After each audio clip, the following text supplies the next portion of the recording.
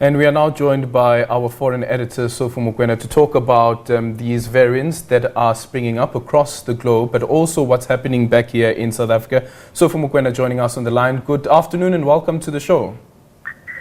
Thank you, Aldrin. Thank you so much for making time for us. Let's first start here at home.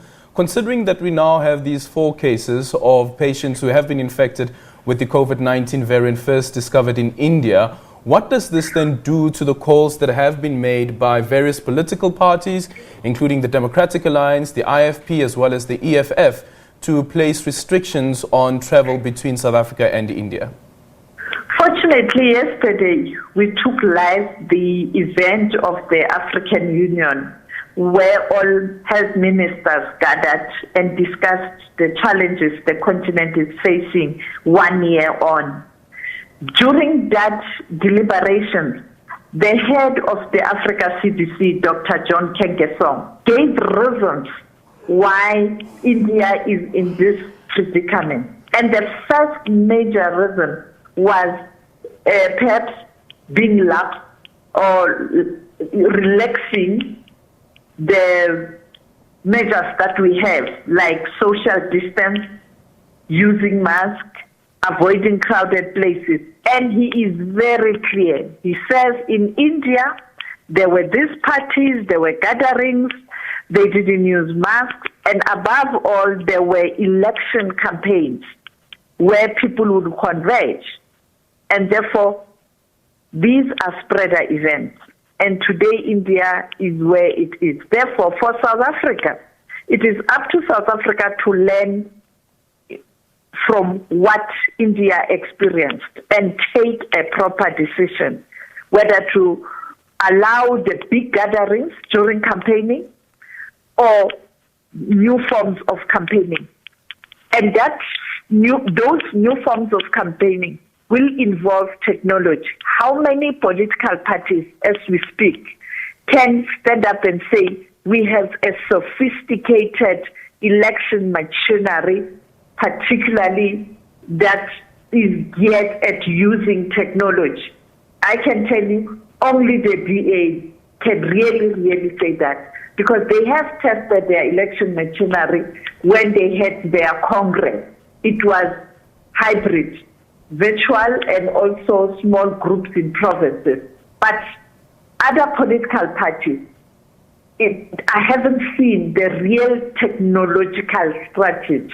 You saw what happened to the ANC and EC this weekend and the last time when they met, the league and everything.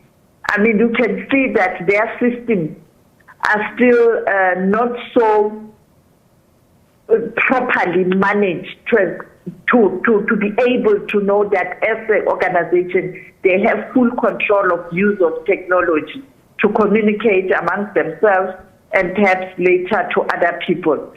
Same with EFF. EFF is still using the contact. You know that their CCT, when they met, it was a contact meeting. You know that they had a gathering that included regions and all of that. It was a contact meeting in Ekurhuleni. The rally recently, Freedom Day, it was so huge that EFF rally, you had numbers there. The leader of the EFF isn't saying they're not going to tell us to cut the numbers down because they said to not go to elections. Mm-hmm.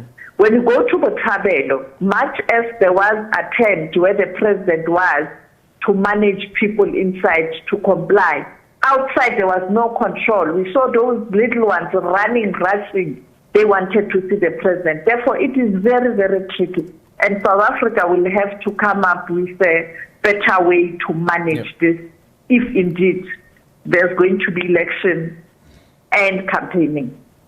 Yeah, and considering, for instance, that Africa CDC meeting that took place, and I wonder whether this issue was touched on at all around these super spreader events, but what we've seen on the continent as well is that several countries, including Uganda, for instance, held their elections amid a health crisis. Exactly. Look at Tanzania. During the memorial and the viewing of the body of the president, the late President Magufuli, they did experience challenges in terms of COVID-19 numbers. And now we see everywhere where the president is, she's wearing a mask. Yes, it was in Tanzania and Kenya, but we are tonight carrying a report from Tanzania that points out that every public gathering, she is now wearing a mask. Therefore, they are listening. They are aware that whether you like it or not, gatherings are super spreaders.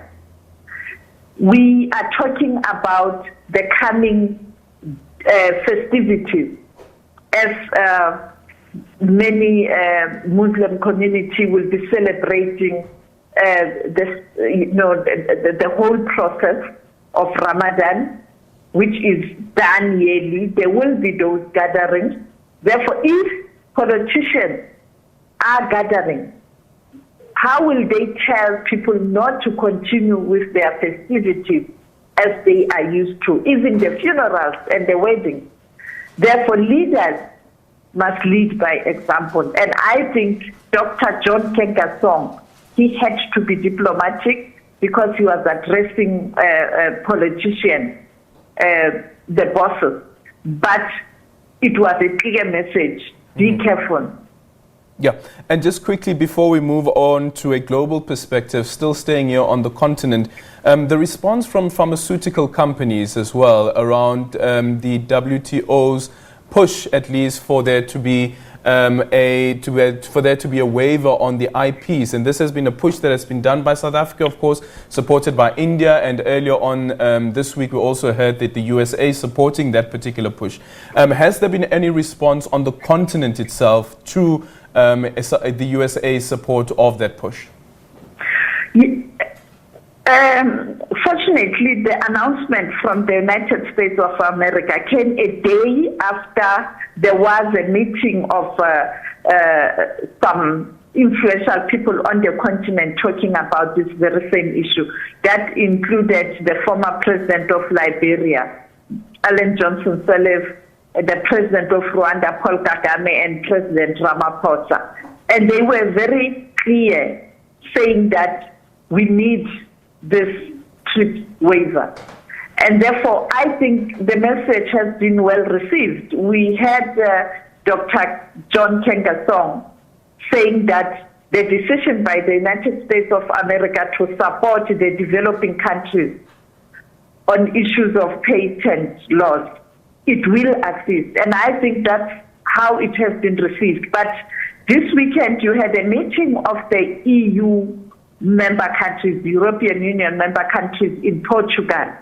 They were divided. You have a powerful country like Germany that doesn't support the waiver. You have France that is supporting but also against, and other countries really supporting the waiver. In fact, on Wednesday this week, we are going to have the ambassador of Germany, and we're trying to get France and United States of America on African perspective, your show, to discuss this issue of waiver. Because as the continent is united. When the president made an announcement and a push on waiver, he was speaking on behalf of the continent. He is going to participate in the G7 meeting in June. He is going to carry the same message and issues of assisting developing nations to build better. And while all of that is happening and you have all of this dispute around the IP for these coronavirus vaccines, globally what we're seeing as well is the continuous mutation of this virus and various variants being discovered as well. That is why the WHO Director General on Friday during the media briefing indicated that much as all of us were waiting for vaccines, we must continue with the non-pharmaceutical intervention, washing your hands, keeping a distance, avoiding crowded places, avoiding gathering, because that's the only option you have for now that you have control over as an individual while we're waiting for these vaccines. And as we wait, the virus is not waiting. It is mutating. And therefore, we are in a very serious predicament. And people don't realize that this virus is still with us. And as long as the virus is still with us, we are all not safe. No one is safe until all of us, we are safe. The same with countries around the world.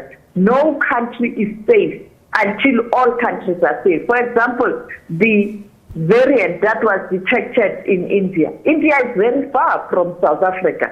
Two, there are no direct flights from South Africa to India. But there are connecting flights. A person can fly from here to Dubai, Dubai to India. From here to Europe, Europe to Asia.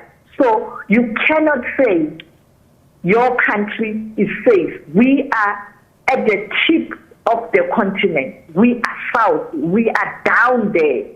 But look at our numbers. And this thing started in Asia. But we are the most affected on the continent, even though we are at the tip of the continent. It is because of movement. You cannot stop movements of goods and services and people. This is a global village. Well, Sophie Mokoena, thank you so much for your time. That is our foreign editor.